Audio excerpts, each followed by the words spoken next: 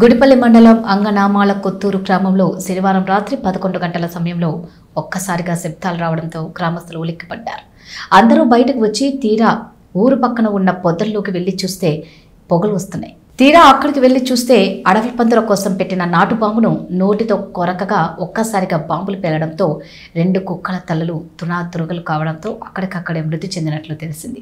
అదే గ్రామానికి చెందిన 2 వ్యక్తులు అక్కడ నాటు బాంబులు పెట్టి పందుల కోసం ఎదురు చూస్తుండడం గమనించిన గ్రామస్తులు వారిని పట్టుకుని నిలదీయడంతో తెలియక చేశామంటూ ఈ ఒక్కసారికి వదిలేయండి అంటూ బ్రతిమాలడం జరిగిందని, ఇదే విధంగా 2-3 సంవత్సరాల నుండి అడవి పందుల కోసం నాటు బాంబులు పెడుతూనే ఉన్నారు.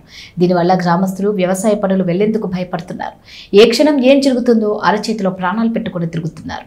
ఇకనైనా ఫారెస్ట్ అధికారులు, పోలీసులు వారిపై కఠిన చర్యలు తీసుకోవాలని గుడిపల్లి పోలీసులకు ఫిర్యాదు చేయడం జరిగిందని గ్రామస్తులు తెలిపారు.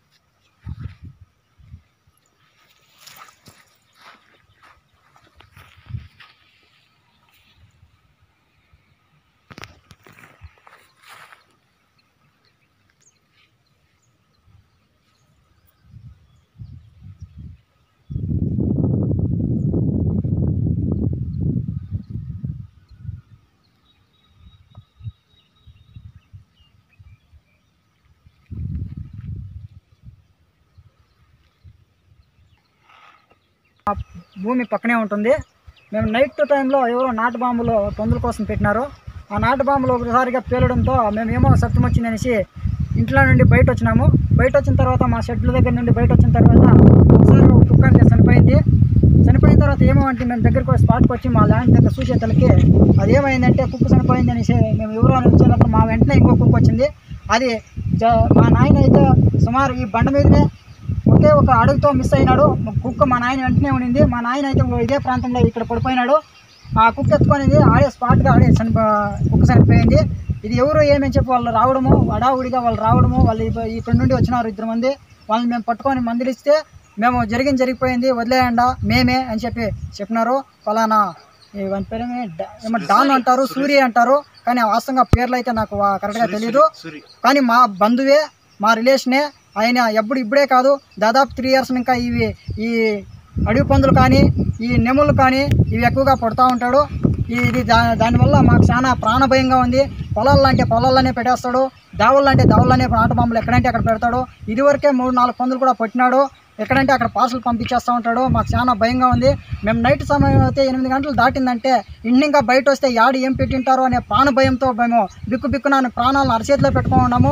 మాకు మా ఇంటికి మా పొలానికి కనీసం మాకు ఒక 100, 150, 200 మీటర్ల లోపలే మేము మా పొలాలు ఉన్నాయి. కాబట్టి మాకు చాలా ప్రాణ భయంగా ఉంది. ఈ విధంగా ఈ కుక్కలు చనిపోవంగా పర్వాలేగాక అదే ఒక అడుగు మిస్ అయ్యాక మా నాయన దాని మీద కాక అడుగు పెట్టింటే మా నాయన కూడా ఈరోజు చనిపోయేవాడు. మాకు దీనివల్ల చాలా ఇబ్బందిగా ఉంది. దయచేసి మీరు విలేకరులు అయితేనేమి, పోలీసు సిబ్బంది అయితేనేమి, ఫారెస్ట్ సిబ్బంది అయితేనేమి మీరందరూ కూడా తగు చర్యలు తీసుకోవాలా.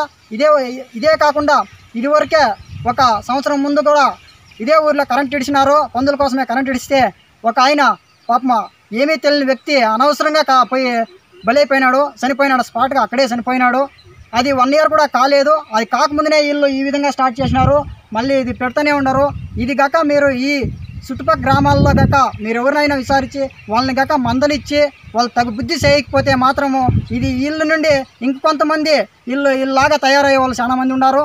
దయచేసి వీళ్ళ మీద రియల్గా యాక్షన్ తీసుకోవాలా అనేసి మేము మిమ్మల్ని కోరుకుంటా ఉన్నాం సార్. ఇంతతో ముగిస్తున్నాం.